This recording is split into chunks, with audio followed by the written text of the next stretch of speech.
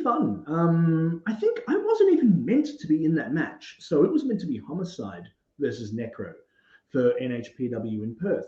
And I think for some reason, Homicide couldn't get into the country. Maybe he has Homicide written on his passport and they went, no. But he couldn't. I think he has been in at least before or since.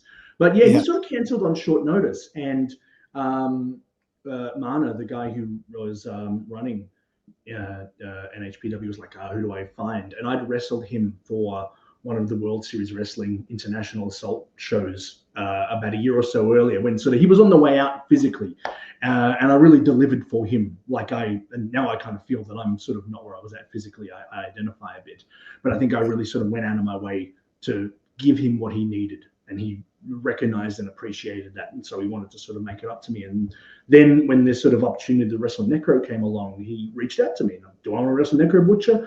And I think it was one of those bookings where you sort of go, fuck, do I? Do I really want to wrestle Necro Butcher? Or is that a terrible fucking idea? And I went through the whole process again a couple of months later when he's like, do you want to wrestle Low Key? And I'm like, do I want to wrestle Low Key? But I said yes to it. And it was kind of cool because I think he's a really interesting artist, and he's a philosophical guy. And I think he's, we don't talk about wrestlers as artists very often, but I think, he's definitely not often enough, frankly, and he's definitely one. And he's like an outsider artist. He's like Mad Dog in many ways, in that he has a really interesting sort of philosophy and a way to approach wrestling and stuff. And physically tough as shit. But it was cool. I learned a whole shitload wrestling him. I think it was like the most I think I'd ever bled in a match. And he walloped the shit out of me. His hands are like fucking hubcaps and calloused as fuck and stuff. And I came out maimed. But I had a really good time, and we kind of connected and hit it off and stuff like that. And it put some of my experience as a wrestler, especially one who does hardcore, in like a broader international context. Because, when you're the hardcore guy and you travel and you go elsewhere, you don't always get put with the best wrestler. Sometimes you just get booked with the guy who doesn't give a fuck. And I absolutely give a fuck. Like, I'll put my body on the line for my art. I mean, it's according to most medical professionals, I'm a fucking idiot for coming back to wrestling. Terrible idea. I got out alive and I'm a moron for coming back with some of the long-term issues I've got.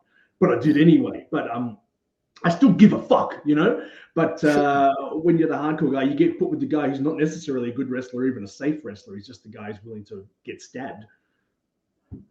Have you ever you've obviously had to be in that situation, but have you ever gone into a situation like that, seen someone and just gone, nah. I'm not doing this? No, but I mean, I usually know who I'm working before I get on the plane, right? So it's not like I'm going to turn up and then I find out that,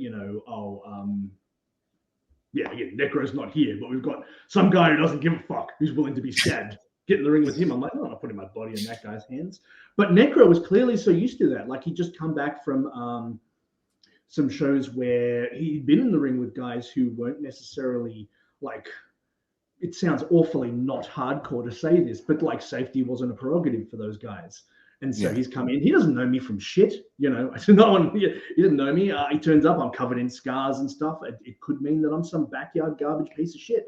And as we're putting the match together, I remember he was explaining the finish, and he starts talking about, he's like, I'll have you up on the top rope, and then, you push my head down and you slide over and I'll hold on. I'm like, dude, are you describing a sunset bomb? He's like, yes, I am. I'm like, dude, you know how I know how to work, right? And he's like, oh, thank Christ.